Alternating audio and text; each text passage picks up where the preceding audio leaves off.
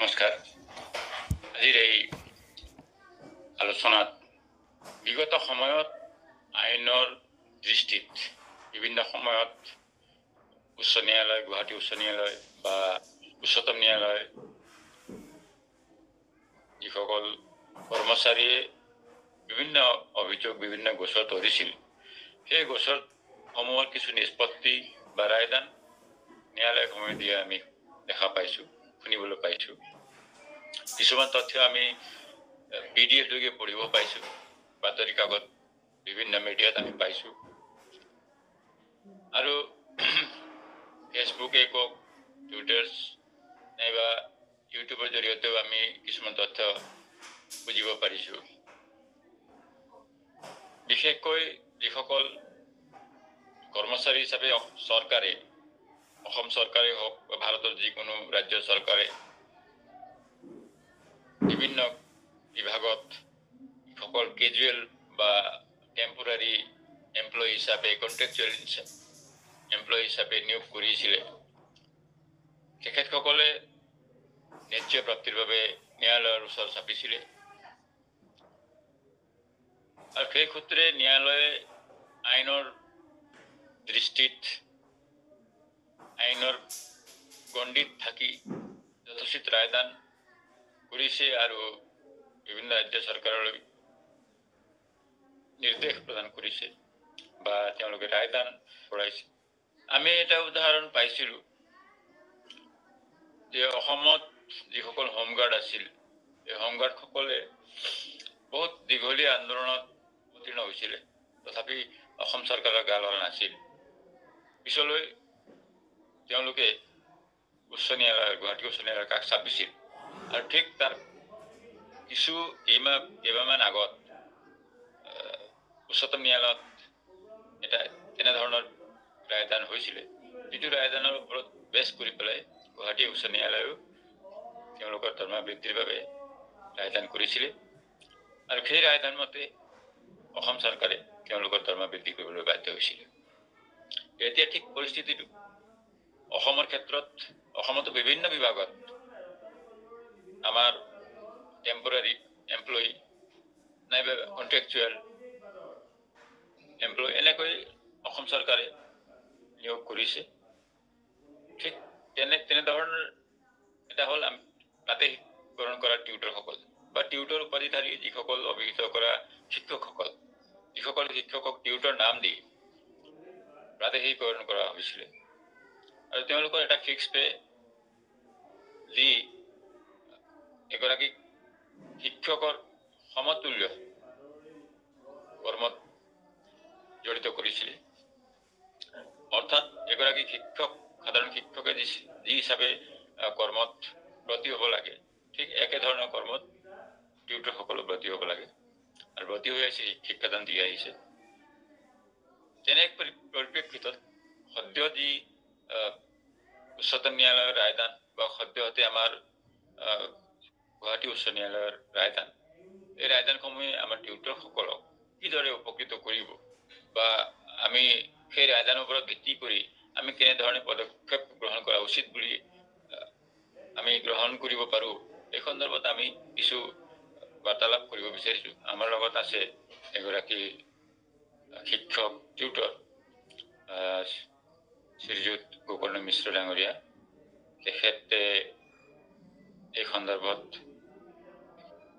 কেনেদৰে আগবাঢ়িলে ভাল হ'ব, এই সন্দৰ্ভত নিশ্চয় বক্তব্য আগবঢ়াব বুলি আমি আমাৰ এই মঞ্চত আমন্ত্ৰণ কৰিছোঁ।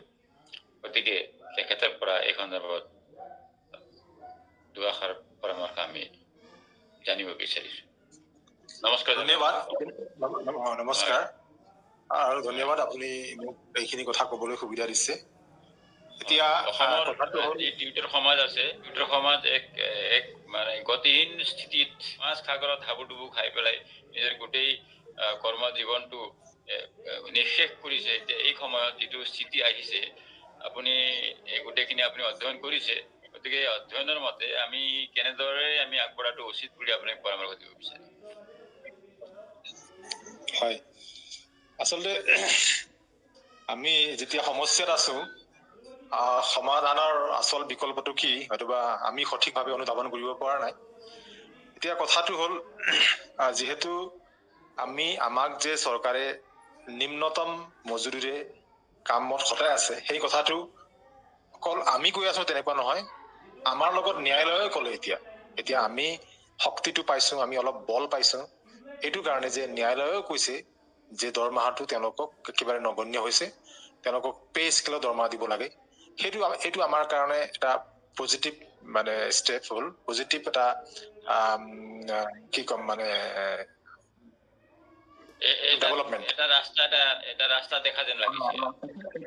আমি যিকোনো কথাত যদি চৰকাৰে আমাক কয় যে আপোনালোকৰ কোৱালিফিকেশ্যন নাই, গতিকে আপোনালোকক যি দৰমহা দিছো ঠিকে দিছো বুলি যদি কয়, তেতিয়াহ'লে আমি আজি স্পষ্টকে ক'ব পাৰিম যে আপোনালোকে আমাক ঠগিছে।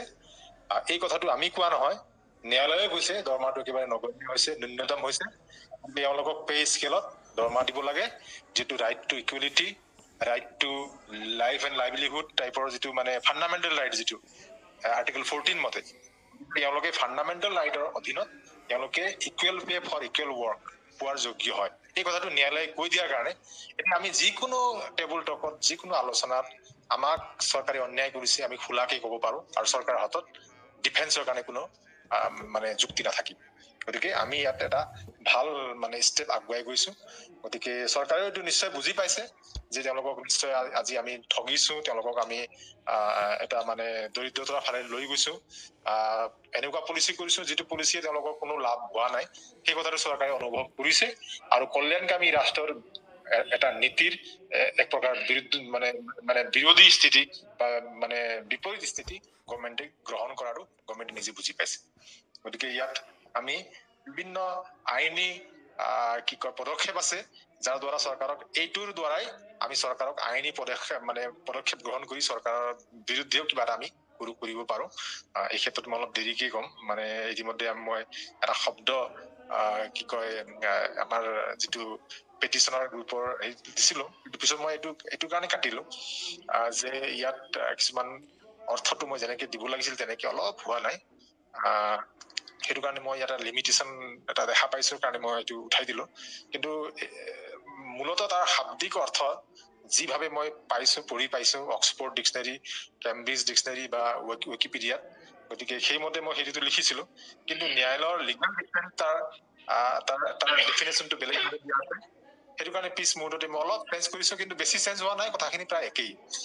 গতিকে এতিয়া মই সেইটোলৈ নাযাওঁ, মোক আপুনি ন্যায়ালয়ৰ ইতিমধ্যে পোৱা জাজমেন্টৰ আমি এটা বস্তু আমি এটা কথাটো আহিছে, যিহেতু আমি অসমৰ প্ৰাদেশিকৃত টিউটৰসকলৰ বাবে যিসকলে সমপৰিমাণে কৰ্মত নিয়োজিত হৈ সমপৰিমাণে যিটো মাননি পাব লাগে, বেতন পাব লাগে, যিটো ৰায়দানত আহিছে, সেই ক্ষেত্ৰত অকল প্ৰাদেশিকৃত টিউটৰ নহয়, আমাৰ টিউটৰো আছে, একমোডেট টিউটৰ সকলো আছে। লগতে বিভিন্ন বিভাগ, অন্যান্য বহুতো বিভাগত কন্ট্ৰেক্টুৱেল এমপ্লয়ী আছে, যিসকলে সমান পৰিমাণৰ কৰ্ম কৰি আছে, একে পৰিমাণৰ। যেনে যিকোনো বিভাগত আপুনি যাওক, ৰেচম বিভাগতে যাওক বা পাব্লিক হেল্থতে যাওক বা যিকোনো বিভাগতে যাওক, আপুনি দেখিব তাত কন্ট্ৰেক্টুৱেল বা একে পৰিমাণৰ কাম কৰি আছে, কিন্তু তেওঁলোকৰ দৰমহাটো বুলিলে সেই 7,000, 10,000, 12,000 এই এনেকুৱা এটা স্থিতিত তেওঁলোকো আছে। মানে অসমত সেই স্থিতিটো অকল টিউটৰসকলৰে নহয়, আমি দেখিছো অন্যান্য বিভাগতো প্ৰায় আপুনি যদি হিচাপ কৰিব যায় 50-60,000 এমপ্লয়ী ওলাব, যিসকলক সেই একে কৰ্মৰ একে বেতন পোৱা নাই। গতিকে এই ক্ষেত্ৰত টিউটৰ সকলেই নহয়, অন্যান্য সকলো উপকৃত হোৱাৰ কাৰণে চান্স থাকিব নেকি, বা একগোট হৈ পেলাই আমি আগবাঢ়িবৰ কাৰণে চান্স থাকিব নেকি? হয়, মানে ভাল প্ৰশ্ন। কথাটো এনেকুৱা যিহেতু এইটো ৰিট পেটিশ্যন আছিলে, ৰিট পেটিশ্যনৰ এটা লিমিটেশ্যন থাকে। ৰিট পেটিশ্যন মানে লেখ আবেদনত যোনে লেখ আবেদন কৰিছে, আচলতে তেওঁলোকৰ পক্ষত মানে ন্যায়ালয়ে ৰায়দানটো দিছে। কিন্তু ৰায়দানৰ যিটো লেংগুৱেজ আছিলে, যেনেকে এক্সপ্ৰেছনটো কৰিছে ৰায়দানত, গতিকে সেইটো এনেকুৱা লাগে দিছ মিন কোটা মিনাছ টু অল, মানে এইটো সকলোৰ কাৰণে প্ৰযোজ্য হ'ব, সেই টাইপৰ আছে। গতিকে ইয়াত মানে এতিয়া ধৰক গোটেই যিটো কন্টেক্সুৱেল চিষ্টেমত আছে আমাৰ এমপ্লয়ীখিনি অসম চৰকাৰৰ অধীনত, গতিকে ইতিমধ্যে কন্টেক্সুৱেল এমপ্লয়ীৰ ক্ষেত্ৰত সুপ্ৰিম কোৰ্টৰ এটা জাজমেণ্ট আছে, যিটো যদি চৰকাৰে সেইটো পালন কৰে তেওঁলোকক কন্টেক্সুৱেল হিচাপে ৰাখিব নোৱাৰে, কন্টেক্সুৱেল ৰেগুলাৰাইজেশ্যন কৰিবই লাগিব। গতিকে সেইটো আজি মানে আমি কেনেকে সেইবিলাক ইউটিলাইজেশ্যনত আনিব পাৰো বা চৰকাৰক সেই ক্ষেত্ৰত মানে জোৰ দিব পাৰো, সেইটো এতিয়া সেইবিলাক সংগঠনে জোৰ দিব লাগে। কিন্তু এই জাজমেণ্টটো যিটো ৰিট পিটিশ্যনৰ আধাৰত দিয়া জাজমেণ্ট, গতিকে এইটো চবৰ ক্ষেত্ৰত প্ৰযোজ্য হ'ব বুলি ক'ব নোৱাৰি, কিন্তু চবৰ ক্ষেত্ৰত এটা গ্ৰাউণ্ড আছে আৰু ইতিমধ্যে সুপ্ৰিম কোৰ্টৰ এটা জাজমেণ্ট আছে। আৰু গতিকে গোটেই দেশত মানে আমাৰ ভাৰতবৰ্ষৰ ভিতৰতে বিভিন্ন ষ্টেট গভৰ্ণমেণ্টে তেওঁলোকৰ কন্টেক্সুৱেল এমপ্লয়ীখিনিক ৰেগুলাৰাইজ কৰিছে, বিভিন্ন ষ্টেটে কৰিছে। এতিয়া অসমত হয়তোবা তেওঁলোকে বিত্তীয় অৱস্থাৰ দোহাই দি কেইদিনমান দেৰি কৰিব পাৰে, কিন্তু আমি যদি প্ৰেচাৰটো দিওঁ চৰকাৰে কৰিবলৈ বাধ্য হ'ব। এতিয়া চৰকাৰে খালি ভোট বেংকৰ ৰাজনীতি বা বেনিফিচিয়াৰী স্কিম কৰিলে ভোট বাঢ়ে, গতিকে সেইটো সম্পৰ্কে কামবোৰ কৰি আছে, আমি ভালকে দিব পৰা নাই, সেইটোও হ'ব পাৰে। চৰকাৰে কিবা এটা প্লান কৰি আছে, কোনোবা এটা দিনৰ পৰা বা কোনোবা বছৰৰ পৰা আমি গোটেই বস্তুটো ঠিক কৰি ল'ম বুলি, অৰ্থ ব্যৱস্থাৰ উন্নতিৰ লগে লগে সেইবিলাক কাম কৰিম বুলি ভাবিছে। কিন্তু ইয়াত যথেষ্ট গ্ৰাউণ্ড আছে আৰু এইখিনিয়ে চবৰে equal pay for equal work, এই অধিকাৰটো তেওঁলোকে চবেই পাব লাগে। গতিকে মই সেইটো ভাবো।